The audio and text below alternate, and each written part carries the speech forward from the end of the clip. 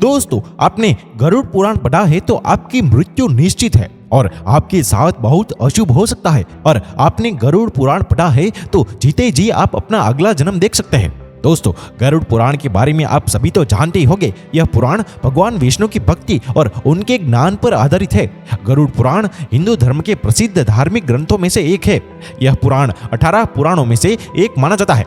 गरुड़ पुराण में मनुष्य के जीवन को लेकर कई बातें बताई गई है। गरुड़ पुराण में स्वर्ग, नरक, पाप, पुण्य के अलावा भी बहुत कुछ है।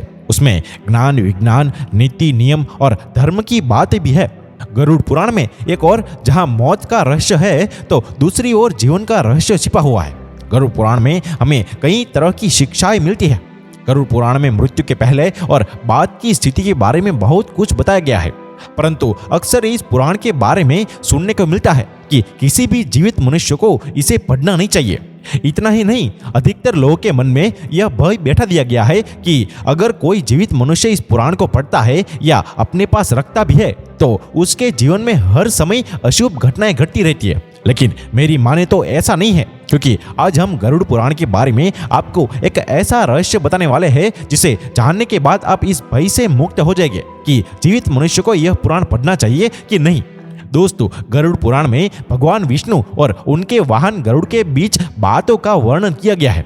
मित्रों, अक्सर देखने को मिलता है कि जब किसी परिवार में किसी की मृत्यु हो जाती है या कोई मृत्यु शैया पर होता है तो गरुड़ का पाठ कराया जाता है।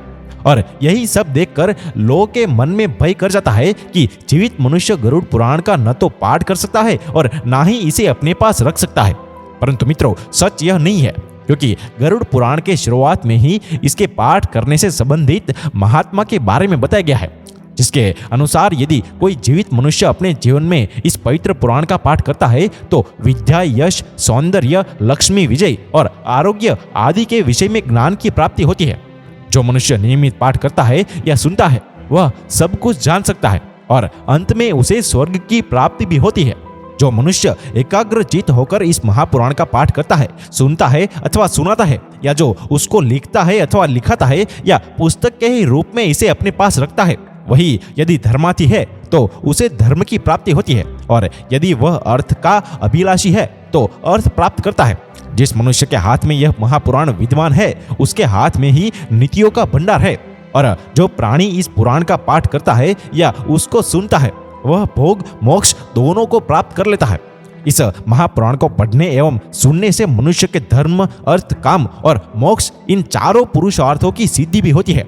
इस महापुराण का पाठ करके या इसको सुनकर जिस स्त्री को संतान सुख ना मिला हो वह पुत्र, कुंवारी कन्या, सज्जपति तथा भोग चाहने वाला भोग प्राप्त करता है। और पक्षियों में श्रेष्ठ गरुड़ के द्वारा कहा गया यह गरुड़ पुराण धन्य है, यह तो सबका कल्याण करने वाला है। जो मनुष्य महापुराण के एक श्लोक का पाठ करता है उसकी अकाल मृत्यु नहीं होती।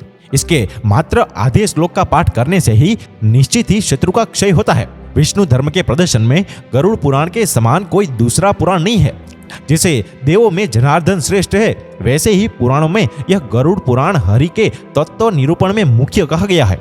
इस गरुड़ पुराण में हरि ही प्रतिपाद्य है, इसीलिए हरि ही नमस्कार करने योग्य है, हरि ही शरणीय है और वे हरि ही सब प्रकार से सेवा करने योग्य है। यह गरुड़ पुराण बड़ा ही पवित्र और पुण्यदायक है।